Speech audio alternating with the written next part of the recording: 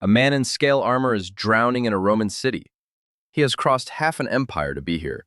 He has watched a column of his own people swallowed in front of him into water that should not exist. Black basalt stone climbs above him on three sides.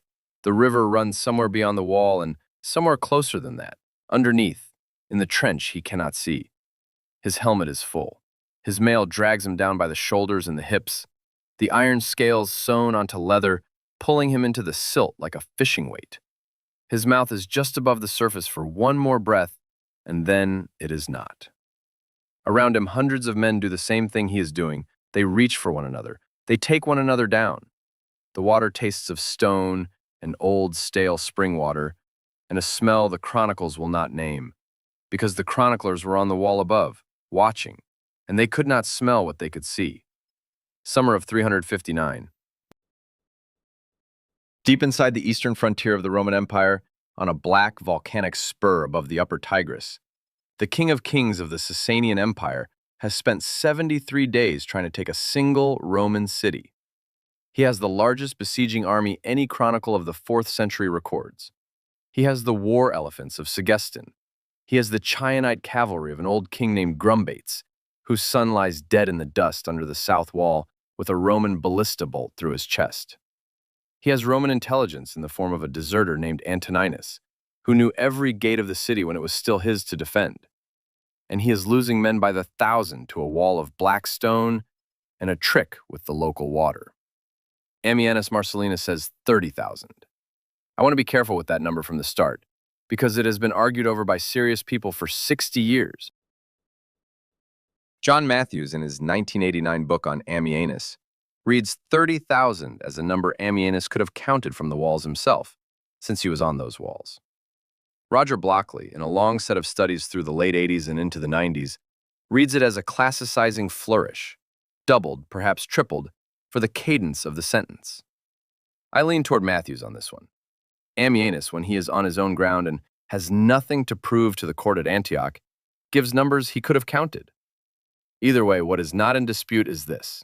By the time the city of Amida finally fell, and it did fall, Shapur II had spent a year of his campaigning life, the flower of his Chianite allies, an elephant corps, and an entire engineering company on one stone promontory inside Roman Mesopotamia.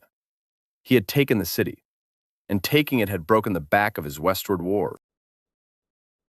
This is the story of how the survivors of half a dozen Roman legions, locked into a city designed for a garrison a quarter of their size, used a broken aqueduct, a forgotten backstair, and the basalt geology of a volcano that had cooled 500,000 years before to turn the most ambitious Persian siege of the 4th century into a year of mourning. The chronicle that tells us most of it is the Res Gestae of Ammianus Marcellinus, books 18 and 19, written down some 30 years after the events by a man who had been inside the city while it burned. There is no other contemporary Latin source for what happened at Amida. There is one Greek source, Zosimus, who treats the campaign in 8 sentences. There is a Syriac chronicle out of Edessa that gives us the date and almost nothing else. Procopius, writing 2 full centuries later, when the Sasanians come back for Amida in 502 and 503, opens his Persian war with that next siege and reads it against the shadow of what Ammianus had recorded. Beyond that, there is silence, which means we are largely in the hands of one man, a Greek-speaking officer from Antioch in his late 20s, a protector domesticus on the staff of the magister Equitum Ursicinus, who survived the fall of Amida because he knew a backstair down to the riverbed and did not say anything about it to the men he left behind. He wrote about it later, in Latin, in retirement, in Rome. He never married. He says, in one of the few lines where he speaks about himself, that he was a soldier and a Greek, and that he had lived among the events he describes. He left it at that. I read his book through in the original twice for this video, and I want to flag one thing up front. Ammianus is a great historian. He is also a man defending the reputation of his patron Ursicinus, and the patron does not come out of Amida well. There are paragraphs in Book 19 that I have read 3 times before I noticed what they are not saying. I will name those places when we reach them. If the late Roman frontier interests you, the chronicles, the long-disputed numbers, the small decisions that cost provinces, This is the kind of work the channel does. There is more of it waiting. Back to the city before the assault. To understand what happened at Amida, you have to understand what the Roman Empire of Constantius II had already lost on its eastern frontier, and how desperate the emperor in Antioch was to stop losing it. By the late 350s, the war between Rome and the Sasanian Empire had been running, with intermissions, for almost 60 years. The shape of it had been set at the very end of the 3rd century, when Galerius, Caesar to Diocletian, then Augustus, won a decisive campaign against the Sasanian king Narsa in 297 and 298. The peace that followed in 299 gave Rome 5 small satrapies east of the Tigris and a frontier that ran along the upper Tigris itself, with Nisibis, Singara, Bazabda, and the long basalt town of Amida secured inside it. It pushed Roman authority further east than it would ever be again, and it humiliated a Persian dynasty that did not forget humiliations. For 40 years, Persia rebuilt. The young king who would have to undo the Treaty of Nisibis was, the chronicles tell us, crowned in his mother's womb. Shapur II was born in the year 309. The Sasanian nobility, fearing a long minority that would tear the empire apart, placed a diadem on his mother's belly before he was born. He came into the world a king. He held the throne longer than any sovereign Persia ever had, longer than any Roman emperor before or after, longer than any king of any chronicle I can find for that century. 70 years. He was on the throne when Ammianus was born. He was on the throne when Ammianus was a child. He was on the throne when Ammianus rode east as a young officer. He would still be on the throne when Ammianus retired, 25 years after Amida. By the late 330s, the boy king was an old enough man to begin clawing back what Narsa had lost. In 338, he came for Nisibis. The walls held him. He came again in 346. The walls held him again. He came a third time in 350, with an army the chronicles describe as overwhelming, with siege engines and elephants, and the irrigation works of a small province at his disposal. He even tried to flood the city out of its own ditches. And the walls of Nisibis, with a half-blind bishop named James leading prayers on the parapets, according to one Syriac tradition, held him a third time. After Nisibis 350, Shapur changed strategy. He had spent 12 years and 3 campaigning seasons on a single Roman city, and he had not taken it. He turned north. He turned to the cluster of fortress cities scattered through the Tur Abdin, the mountain country between the Tigris and Nisibis itself. The strategy was simple. Bypass the strongest knot of Roman defense. Cut the supply roads behind it. Force Roman field armies into open relief operations they could not win. And Amida, sitting on its basalt promontory above the right bank of the upper Tigris, was the obvious next target. This was the moment the deserter walked into Persian hands. There was a Roman protector domesticus named Antoninus, who had served on the eastern frontier for years and accumulated the kind of debts that a soldier on a frontier accumulates. Pay he had loaned to centurions and not seen come back, a household he could not feed, creditors at the praetorium. Ammianus calls him a clever man with a Latin education, who knew the eastern roads by heart, and who had read every Roman dispatch about Persian troop movement that crossed his desk. In 358, when Antoninus understood that there was no way out of his debts on the Roman side of the Tigris, he gathered up his family, every account book and dispatch he could lay hands on, and crossed the river to Shapur. The chronicle does not soften it. Antoninus went over with documents. Shapur received him with a banquet. By the next campaigning season, Antoninus was advising the Persian general staff on every weak point of the Roman frontier between the Khabur and the Tigris, and on every road Constantius II could use to reach it. There is a moment in Ammianus, Book 18, where he says, and this is one of those passages I read 3 times, that the entire shape of the war of 359 followed Antoninus's instructions. He does not name the instructions. He says Antoninus told the king of Persia where the gates were thinnest and where the granaries were full, and which Roman commander would arrive first if a city were threatened. By spring of 359, Shapur was on the march. The army gathering on the east bank of the Tigris was the largest the Sasanians had fielded in living memory. There were the household troops of the king, the Savaran cataphracts in their full-scale armor, men and horses both armored. There were the war elephants of Segistan. Ammianus names 7 of them by their unit, says they were trained for the breaking of palisades. There were the Chianite-mounted archers, allies of Persia from beyond the Caspian, led by their king Grumbates, an older man whose own son was riding with him on his first campaign. There were Albani from the Caucasus. There were Segistani infantry. The chronicle uses the word innumerable twice. Ammianus, who almost never does this, lets it pass without his usual hedge. Constantius II was in Antioch when the news reached him. The magister equitum Ursicinus was with him, recalled from the east to court politics, mistrusted, on the edge of disgrace. Ammianus, as a young protector domesticus on Ursicinus's personal staff, was in the room when the dispatch arrived. He records what was said, and I have always thought about how unusual it is for us to have any single moment of a 4th century war council from inside the room. He says the emperor sent Ursicinus back east on the spot, not because he trusted him, but because there was no one else who knew the Tigris country. Ursicinus rode hard. Ammianus rode with him.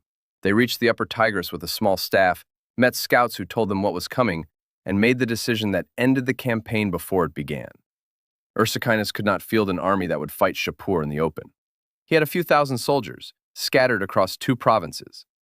What he could do was put as many men as he could lay hands on into the fortified cities along the Persian line of advance, and force Shapur to bleed for every one of them. He could trade time for blood. He could trade space for the campaigning season. He chose Amida as the city to die in. The units Ammianus names came from across the Eastern Command. Legio V Parthica, the original garrison of the city. The Magnentiaci and the Decentiaci, 2 legions of Gallic origin, kept now as garrison in the east, after their commander Magnentius had failed in his revolt against Constantius. The Tricensimani and the Decimani, 2 old legions of Mesopotamia. The Fortenses, 1 more old legion of the Eastern Army. The Superventores and the Preventores, 2 light units that had drifted into the city in the last hours before the gates closed. The Comites Sagittarii, the mounted archers, roughly 20,000 soldiers in total, if the cohorts were close to nominal strength, which they almost certainly were not. Ammianus, who is precise about these things when he can be, says the city's grain stores had been laid in for a garrison of perhaps a quarter of that.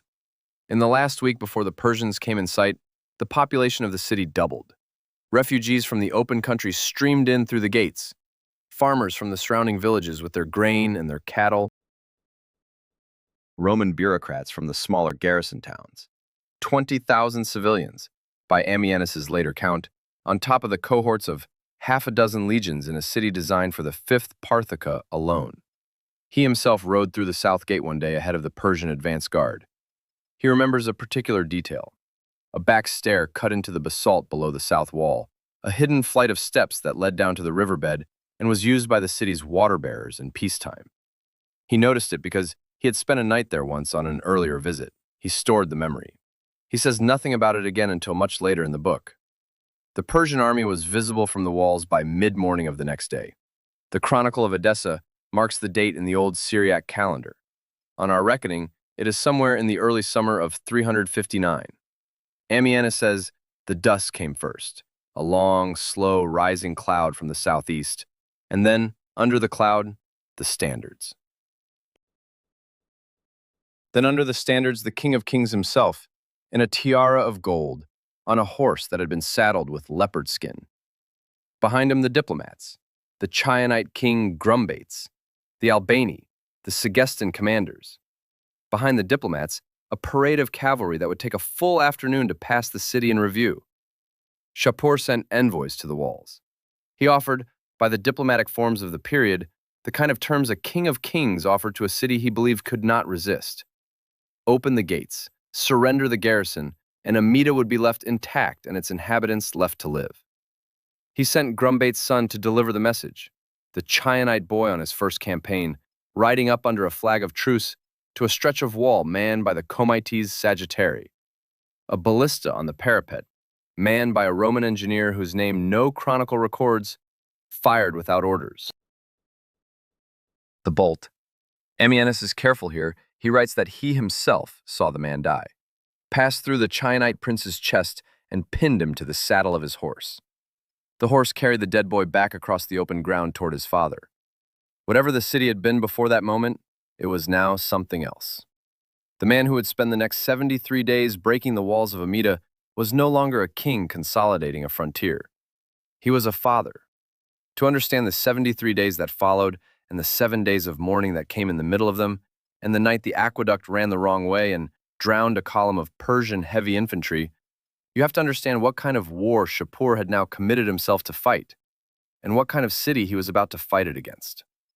In the hour after the Chianite boy died, the wall above the south gate of Amida was very quiet. Ammianus walked it. He says so plainly in Book 19.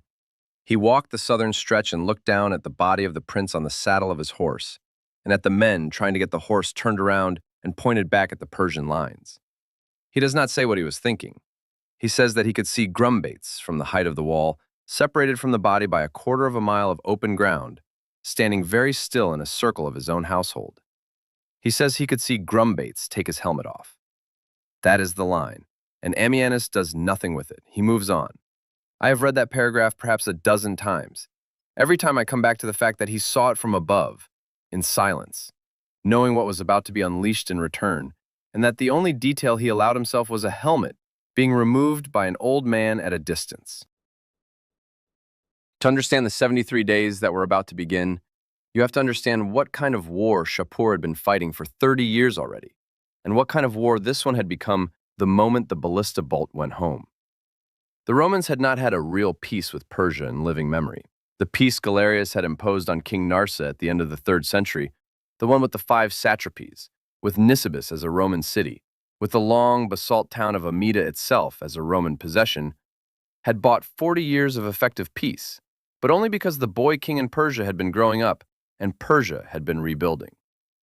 The Chronicle of the Sasanian court, what survives of it, names the regents who ran the kingdom during Shapur's childhood and tells us almost nothing about the boy himself. He emerges from the historical record around 325, already fighting Arab raiders along the lower Euphrates, already campaigning along the Persian Gulf with the kind of cold, methodical violence that Ammianus will later attribute to him with no warmth at all. By 337, Shapur was a man of 28 and ready to take back Narse's losses. The opportunity came when Constantine the Great died that summer in Nicomedia. The Roman imperial succession turned bloody, 3 Caesars dividing a court, and Constantius II, the son who inherited the East, was in no position to fight a major frontier war. Shapur marched on Nisibis. The walls held him. They held him for 63 days while the city's Bishop James organized the defense and the relief came up from Edessa. 3 more times Shapur came. 338, again 346, the 3rd time in 350, with the kind of preparation Ammianus describes as worthy of a Roman engineer corps. He dammed the Mygdonius River to the north of Nisibis and let it fill up behind a temporary earthwork for weeks. Then he opened the dam. The water rushed into the trenches around Nisibis, and by Theodoret's account, one stretch of the wall, undermined by the standing water, fell. By the Chronicle of Theodoret of Cyrus, who is writing a century later and is not the most reliable on this, what should have been a Persian assault was driven back by sheer disorder. The breach was too narrow, the water still running too hard, the elephants on the Persian side bogging in the mud. James of Nisibis is said to have appeared on the broken wall in his vestments. Mosquitoes are said to have plagued the Persian camp. Whether or not one believes any of that, and the modern reader does not have to, the wall was rebuilt in a night, by every able body inside the city, and by morning, Shapur was looking at a fresh stretch of stonework where there should have been an open road. 12 years. 3 sieges. Nothing. After Nisibis, 350, Shapur stopped trying to take cities one at a time. He stopped trying to break the central knot of Roman defense in the Mesopotamian plain. He turned his attention slowly, methodically, to the mountain country of the Tur Abdin, the upland between the Tigris and Nisibis, and to the chain of Roman fortress towns that ran through it. Amida was the strongest. Amida sat on its black basalt promontory above the right bank of the upper Tigris, with 2 miles of curtain wall around it, with a citadel built on a spur of cooled lava that nothing short of geology could move. The city had been a Roman possession since Galerius, and a fortress in the Sasanian Wars of Constantine's time. By 359, it had walls that had not been seriously tested in living memory.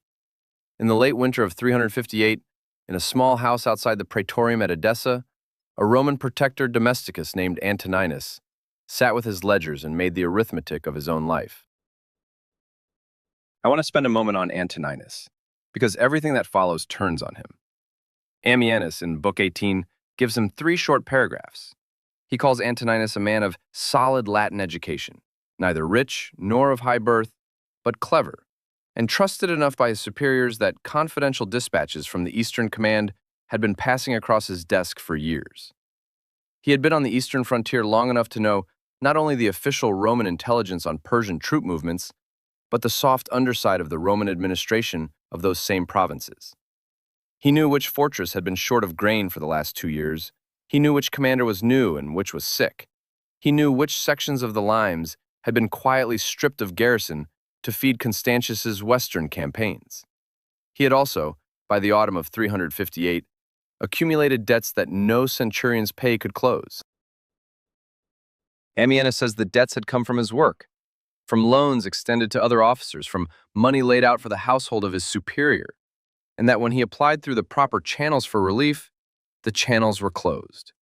The relief did not come. The creditors began to send people to his door. His wife, whose name no chronicle gives, lived in fear of the next visit. There were grown children in the house. There was no way out. Antoninus did something the Roman military culture of the period treated as the worst betrayal an officer could commit. He spent 3 months very carefully copying out every confidential document he had ever touched. Troop strengths along the frontier from Singara to Amida, the names of the cohorts, the condition of the granaries at Bazabda, the state of the garrisons at the smaller fortress towns of the Tur Abdic. He gathered up the copies, his wife, his children, his household servants, his portable wealth, such as it was, and on a single night in the late winter of 358, he crossed the Khabur and rode east to the Persian frontier with a small column of cavalry he had recruited from his own friends. Shapur received him at Ctesiphon with what Ammianus calls great honor. There was a banquet. The documents were translated by Persian officers fluent in Latin. Antoninus was given a household and a salary and the rank, in the Sasanian system, of an honored friend of the king. By the spring of 359, he was sitting in the Persian Council of War, advising on Roman dispositions. There is a moment in Book 18 of Ammianus where he tells us, in a single careful sentence, what Antoninus said to Shapur. Forget Nisibis. Forget the long siege of the central fortresses. Strike north into the Tur Abdin. The smaller cities have been bled of their garrisons for Constantius's western wars. Amida, in particular, will be overwhelmed if you reach it before Constantius can react. That was the strategy of the 359 campaign. It was a Roman officer's strategy, written by a Roman officer, in the language of Roman dispatches, executed by a Persian army. I find that strategy frightening, and not for the obvious reason. The obvious reason is that one man's debts ruined a city. The less obvious reason is that everything Antoninus told Shapur was true. Constantius really had pulled garrisons east to west to feed his western wars. Amida really had been left thinly held. The granaries were exactly as Antoninus described them. The Roman intelligence apparatus, when it was read back to it in a Persian tent, told the Romans nothing they did not know about themselves. They had simply chosen not to act on what they knew. Ursicinus, the magister equitum of the East, had been recalled to Antioch by the time the warning reached him that Shapur was on the move. He was at court when the news came in. Constantius II was in the room. Ammianus was on Ursicinus's personal staff, in the room with both men. He tells us that the emperor sent Ursicinus back east on the spot, not because he had any confidence in him, but because there was no one else who knew the upper Tigris country well enough to lose it slowly. The order Ursicinus carried east was, in effect, an order to spend Amida, not to save it, to make it expensive. He gathered every cohort he could on the ride east, the Magnentiaci and the Decentiaci, the 2 Gallic legions that had been disgraced after Magnentius's revolt and were now serving out a kind of exile on the eastern frontier. They were thrown into Amida. The Tricensimani and the Decimani, 2 old legions of Mesopotamia. The Fortenses, another old Eastern legion. The Cumites Sagittarii, the mounted archers. The Superventores and the Pravaventores, two small light units that had not been intended for siege duty at all. Together with the city's original garrison, the Legio V Parthica, the count came to roughly 20,000 soldiers, if you trust the nominal strengths, almost certainly fewer in practice, packed into a city designed to garrison a quarter of that. The city's grain stores had been laid in for the original garrison. They would have to last a city now holding nearly 40,000 mouths in total, between soldiers and the refugees streaming in through the gates from the open country. Ammianus, walking the walls in the last week before Shapur arrived, found himself doing the arithmetic that any officer of the period would have done. 40,000 mouths. The summer harvest still on the stalk in the fields outside the walls, now being trampled by Persian cavalry. The local spring, what the modern maps of Diyarbakir still call the Chefe, fed the city's main water source through an aqueduct that ran in under the south wall. He noticed something else, walking the south wall. There was a back stair cut down into the basalt below the south rampart, a narrow flight of steps that descended through the rock and came out at the level of the Tigris bed. It was the way the water bearers of the city took in peacetime before the spring was piped in. Ammianus had spent a night near the top of that stair once before, on an earlier journey east, and he remembered it. He noticed it again. He did not mention it to anyone. He stored the knowledge. 12 days before the army of Shapur was visible on the eastern horizon, the city of Amida was full to its grain stores and beyond. The legions were quartered in commandeered houses, 3 and 4 to a room. The civilians from the countryside were sleeping in colonnades, in the porches of churches, in the basements of the public baths. The streets smelled of unwashed people and animal stalls, and the smoke of cooking fires built in every doorway. The walls were manned at 3 times their normal density of defenders, the men standing shoulder to shoulder along the parapets in the long afternoons, watching the dust to the southeast. On the day the dust resolved into an army, Ammianus was on the wall above the south gate. He watched the standards come into view first, the long horsehair pennants of the Chianite cavalry, the elephant pennants of the Segestani, the household banners of the King of Kings. He watched the cavalry come into view next. He watched Shapur himself ride forward to within bowshot of the south wall, in a gold tiara, on a horse caparisoned in leopard skin. And he watched the king examine the wall as a man examines a piece of property he intends to own. There is a passage in Book 19 where Ammianus describes the Persian order of march as it entered the plain south of the city. He says the column was 3 days passing a single point. He says he has never seen in any campaign before or after the scale of force that Shapur committed to the basalt promontory of Amida.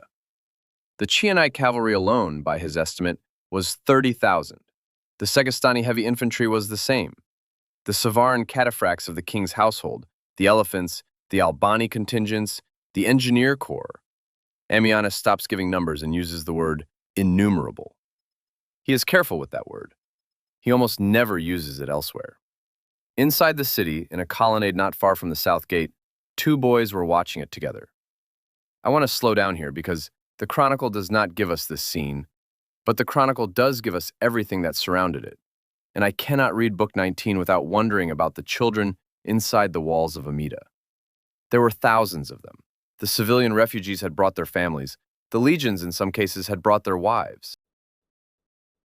The city of Amida in the summer of 359 was a city full of children. One of them, the Chronicle implies without naming, was the youngest standard-bearer of the Comites Sagittarii, perhaps 15, perhaps 16, a Greek boy from the eastern provinces who had been signed onto the unit as a Tironese recruit the previous winter. He would have been standing on the south wall when Grumbate's son rode up under the flag of truce. He would have seen the Chianite boy from above. The Chianite boy was perhaps the same age. The 2 of them, on opposite sides of a quarter-mile of open ground, would have looked at each other across that distance for the long minute it took the herald to deliver his message. Then a ballista bolt, fired by a Roman engineer whose name we do not know, Ammianus suggests it was unauthorized, that the engineer had panicked, that the bolt went off before the parley was complete, passed through the Chianite boy's chest. The Roman boy on the wall watched the horse turn and carry the body back to his father. There was a long silence on the Persian side, There was a longer silence on the Roman side. Ammianus, who is on the wall a few hundred yards down from the Comiti Sagittarii, says he can hear, from his position, the sound the wind makes in the leather banners of the Chinite household troops and nothing else. 10,000 men on each side, and nobody is making a sound. He says he can see the standard bearer he names elsewhere, the Greek Tyrone's boy of the Eastern legions, lower his head and not look at the open ground again. The two of them, in that minute, were small contracts of fear. The Roman boy did not know yet that he was about to live through the worst 72 days of his life. The Chinite boy was already dead. That is not in the chronicle. The chronicle gives us the bolt and the dead prince in Grumbates removing his helmet at a quarter-mile distance. The chronicle gives us silence. What I have done is add two children, both of whom were there, both of whom Ammianus passes in the periphery of his sentences. I have done it because the chronicle's silence makes the moment universal, and the moment was universal. There were children on both sides of every wall the Romans and Persians ever fought over. They watched. They were watched. Their kings argued about them. They died first. Grumbates carried his son's body off the field that evening, on the same horse the boy had ridden out on. He did not speak to Shapur for a day.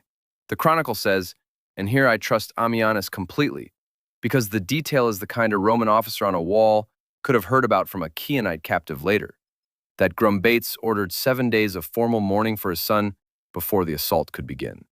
7 days of pyres and prayers in the Chianite camp.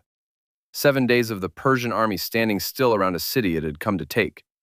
For Shapur, those 7 days were political. He could not break the alliance with the Chinite king by overruling the mourning. He had to allow it. He had to sit with his enormous army, with his elephants and his cataphracts and his engineer corps and his Roman strategy in the form of Antoninus, and wait. The Romans on the walls had 7 days to look down at him doing it. Ammianus says that the Roman commanders inside the walls used those 7 days to do everything they could not have done if the assault had begun on schedule. They moved grain into the cisterns. They organized the civilians into work crews. They stocked the towers with arrow bundles. They walled up the smaller postern gates with rubble and earth. They reinforced the gate of Mons Tigris, the southern tower built into the spur of basalt below the south wall, the one that everyone on the Roman side believed Shapur would attack first.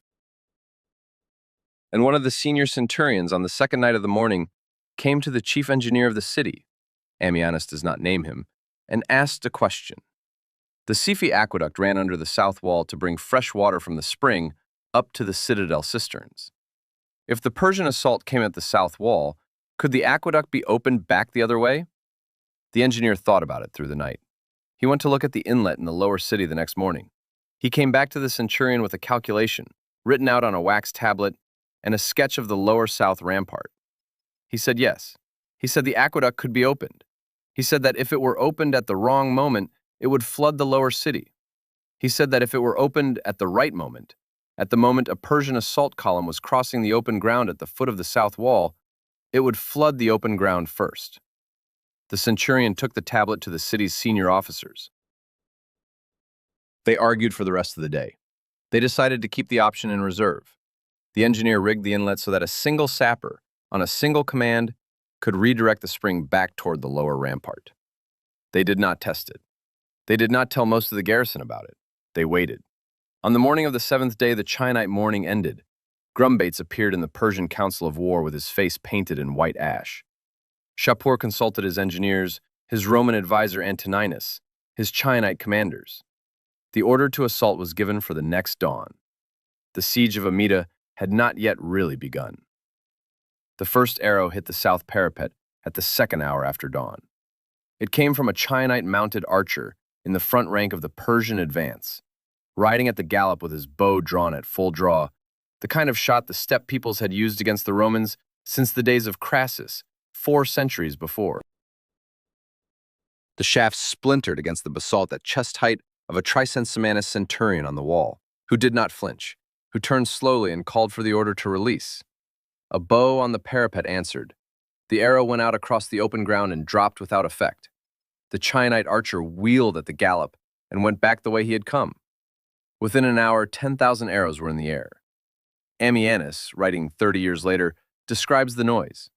He says the sound of so many bowstrings firing simultaneously is something you do not forget, that it carries a vibration that comes up through the soles of your feet on a stone parapet, that the air around you fills with a hissing, as if 1,000 kettles were boiling at once. He says the Chionite cavalry alone fired enough arrows in the first hour to cover the open ground around the south wall like a carpet, and that for the next 68 days, there was always at least one squadron in the saddle firing. This was the Persian opening move. It was not the assault. The assault would come from the engineers. I want to describe what the Persians built in the first 3 weeks of the siege, because it is the engineering centerpiece of this whole story, and because no description I can give of it will be as effective as the chronicle's own. Ammianus, who watched it from the wall, describes the Agger, the Persian siege mound, as the most ambitious earthwork he had ever seen attempted at a Roman city. The Persian engineers began it on the second day after the morning ended. They laid out the foundation in front of the south wall, between the Mons Tigris Tower and the next bastion to the west. The first courses were dressed stone, dragged up from the riverbed below the city by gangs of conscripted labor from the surrounding villages.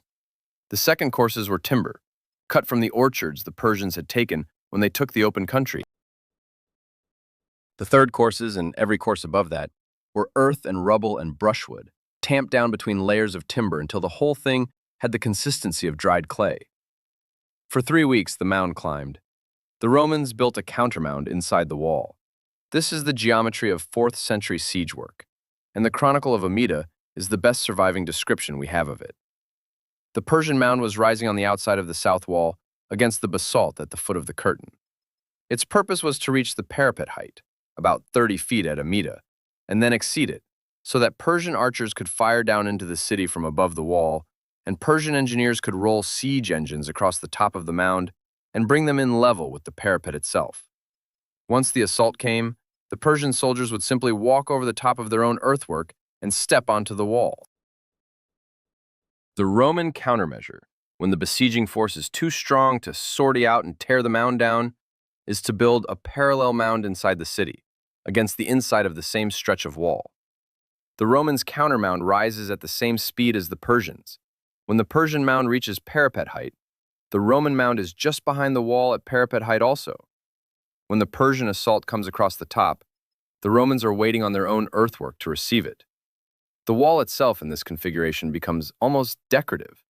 The real fight is on 2 parallel ramps of earth, separated by a few feet of vertical air. For 3 weeks in the punishing heat of the upper Tigris summer, 2 armies built earthworks at one another. The Romans had timber from the broken-up houses of the lower city.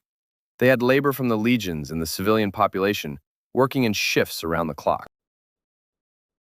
They had the basalt rubble of the original Galerian period quarries, which the city's foundations had been cut from.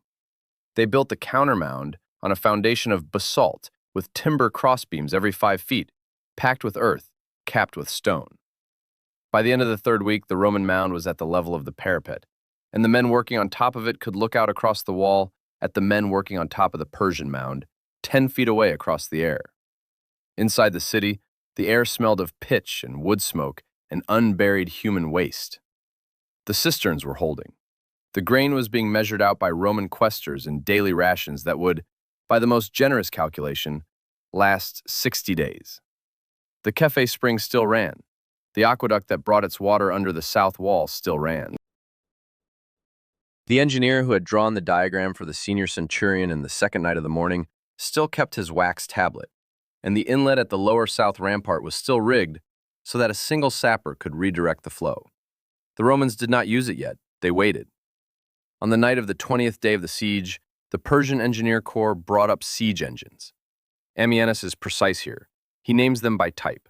2 helipoles on wheeled platforms, a battering ram he calls Ares, 16 onagri, torsion-powered stone throwers, and a screen of mantlets, wicker hurdles soaked in vinegar against fire arrows, that the Persians had been weaving in their camp since the first week. The whole apparatus came forward in the dark, dragged up the back slope of the Persian mound by labor gangs and by the elephants of Segestan, the 7 elephants Ammianus had noted in the order of march weeks before. The chronicle gives the moment in a single line. The elephants of Segistan came up the mound at night with the engines roped to their harnesses, and the Romans on the wall could hear the animals breathing through the dark. The assault came at dawn. It came at the south wall, between Mons Tiger's Tower and the bastion to the west, exactly where the Persian mound had been built. The first wave was Chionite infantry, Grumbate's household troops, in honor of the dead prince. They came up over the top of the Persian mound on a 10-foot wide front, shouting in their own language, and they walked off the top of the mound and onto the parapet, and they hit the Roman countermound. Amida says the first wave of Chionites died on the parapet without retreating a step. The Romans on the countermound met them with javelins at point-blank range, and with the long swords the Eastern legions had been issued for siege work, and with the kind of disciplined infantry violence that the Roman army had been doing better than anyone else for 4 centuries. The Chionites died, and behind them came the second wave, Segestani heavy infantry in scale armor, and behind them came the third wave, more Chionites, and behind them came the Persian household Savaran, on foot, in their full armor, with the long swords of the king's own bodyguard. For 3 hours, the countermound held.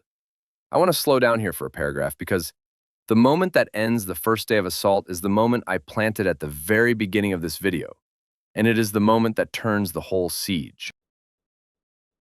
Around the 8th hour of the assault, with the third wave of Persian household troops dying on the Roman countermound, and the open ground beyond the south wall packed with reserve formations waiting their turn, the senior centurion of the Tricensimani, the man who had taken the engineer's wax tablet to the city's officers 3 weeks before, gave a runner an order.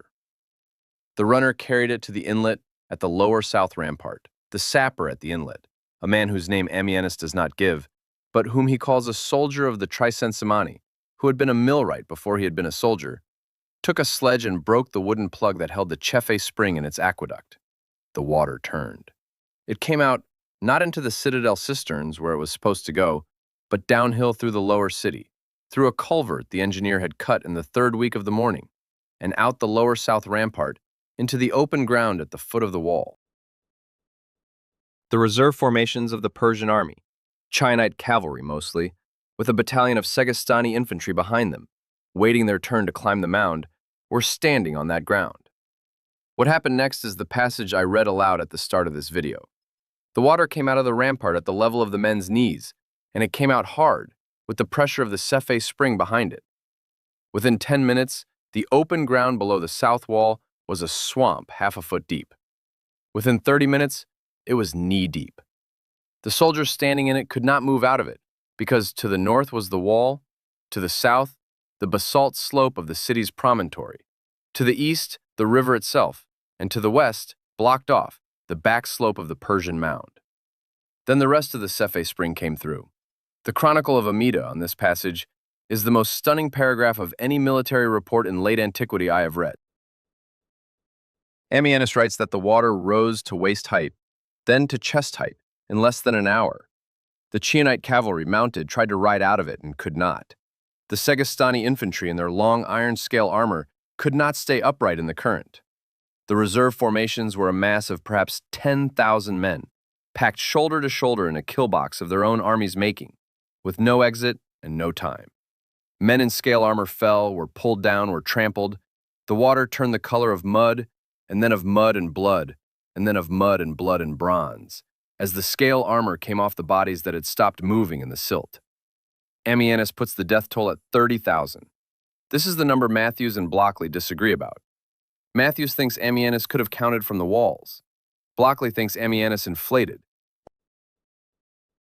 The number I keep coming back to is the lower one, 10,000 by Blockley's reading, because that was the size of the reserve force in the open ground at the moment the water came. Even at the lower number, this is one of the worst single engagement losses in the recorded history of Persian arms before the Arab conquest. Within the hour, the assault on the south wall was over. The Chiionite household troops on the parapet, looking back over the Persian mound, saw their reserve formations being unmade by water below them. They began to withdraw. The Segestani waves behind them, climbing the mound, met the withdrawing Chionites, and the back pressure became its own disaster. The Persian household Savaran pulled back to the line of their own mound. Within 2 hours, the entire south wall of Amida was clear of Persian troops. Shapur, watching from his command position to the southeast, did something Ammianus has never seen a king of kings do in a campaign. He rode forward alone to within bowshot of the south wall, dismounted, and stood looking at the water for some minutes. The chronicle says he did not speak to his staff for the rest of the day. Grumbates, when the news of the inundation reached him in the Chianite camp, is said by Ammianus, and here the channel of information is hard to verify. The detail probably came from a Chianite captive much later, to have torn the white mourning ash off his cheeks with his own hands.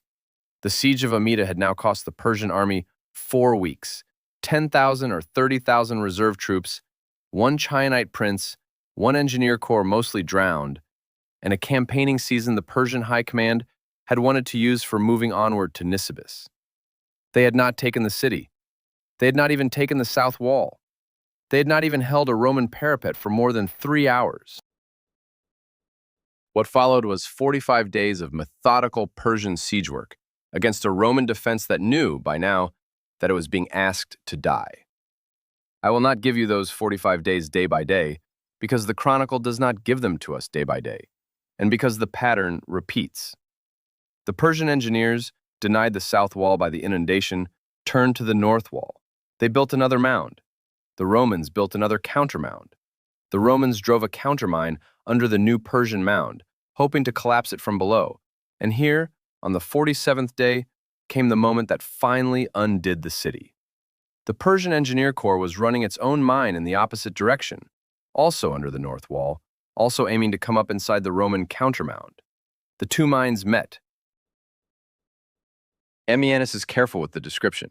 He does not say what kind of weapons the two engineering parties carried, but he does say that the Roman miners came back through their tunnel without the men who had been at the head of the column, and that the men they left behind had not been allowed to come back. On the 68th day of the siege, the Persian mound on the north wall collapsed. It collapsed inward on the Persian side, because the countermining had weakened the backslope. The fall of the mound dragged the men working on top of it down the slope and into the trench at the foot of it. There was a moment of Persian disaster that, the chronicle says, raised a roar inside the city from the Roman defenders, so loud it could be heard at the king's command tent half a mile away. Then the Persian mound fell forward. Ammianus does not say how. He says that some of the timber balks holding it together must have shifted, or that the weight of the collapse had momentum, or that some Persian engineer in the chaos opened a sluice somewhere and shifted the load.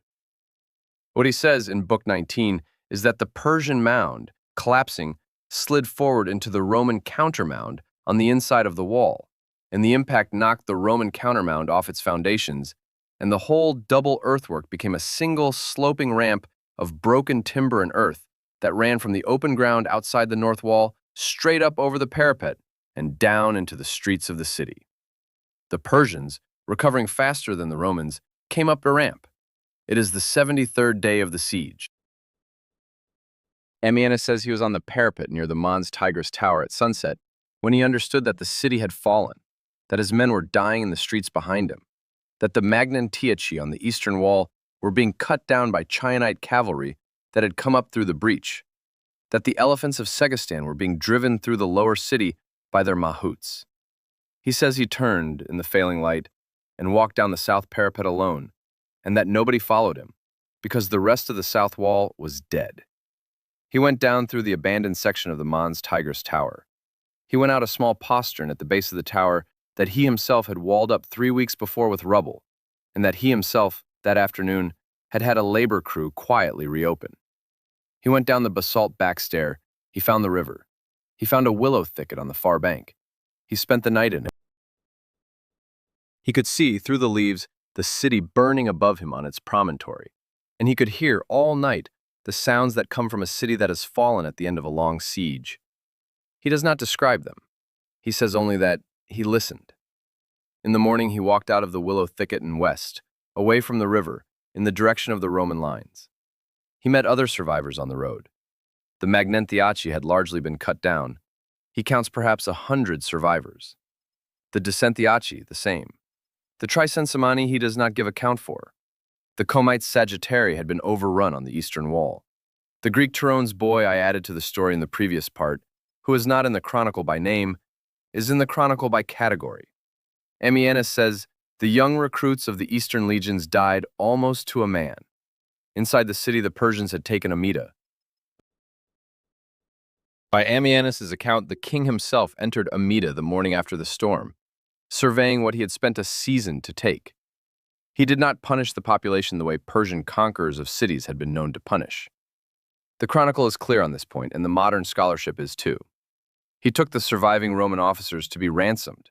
He took the surviving population, those who had not been killed in the streets, as captives to be resettled in Persia, in the way the Sasanian kings often resettled captured Roman populations along the lower Tigris and in Khuzestan. He did not raise the walls. He could not afford to. He needed the city to stand, because he had spent too much of his army taking it to leave it as a ruin. Antoninus, the Roman deserter, who had drawn the entire strategy of the 359 campaign, walked into the city behind the king. There is a passage in Ammianus where he names Antoninus inside Amida, after the fall.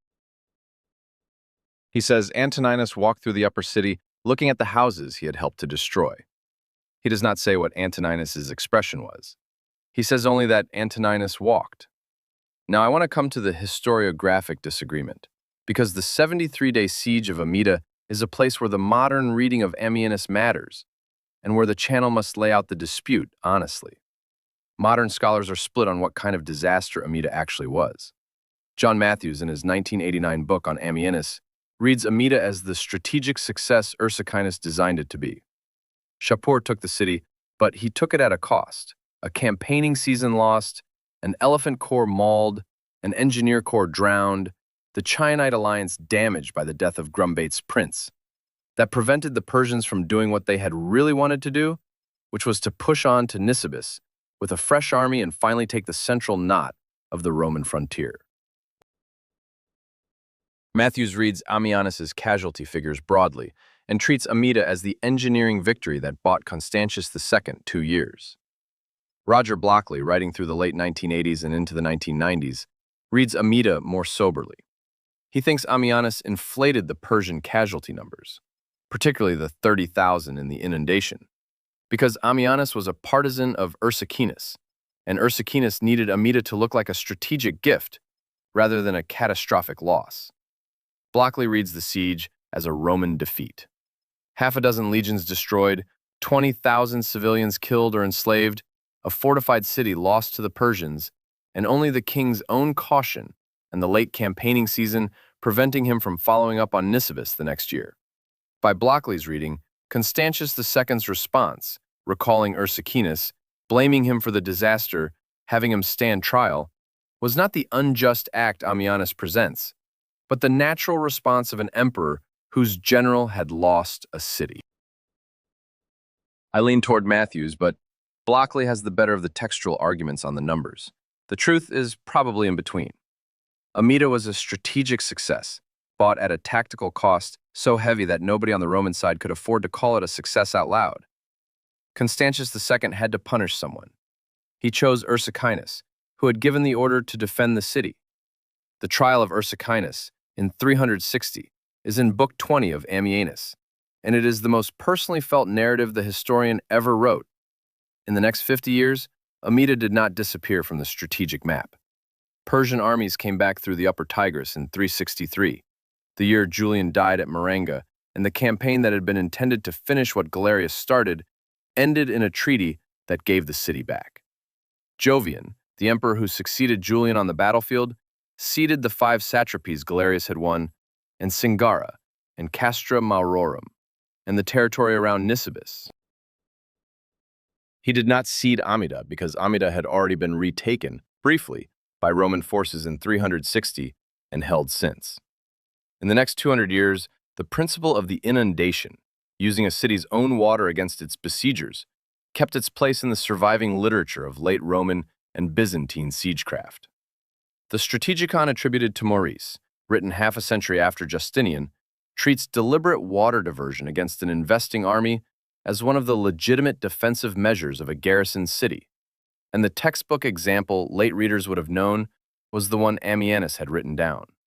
Procopius, writing in the 540s about the renewed war between Justinian and Khosrow, devotes the opening of De Bello Persico to the next siege of Amida, the one in 502 and 503, when the Sasanians come back under Kavad, and the city falls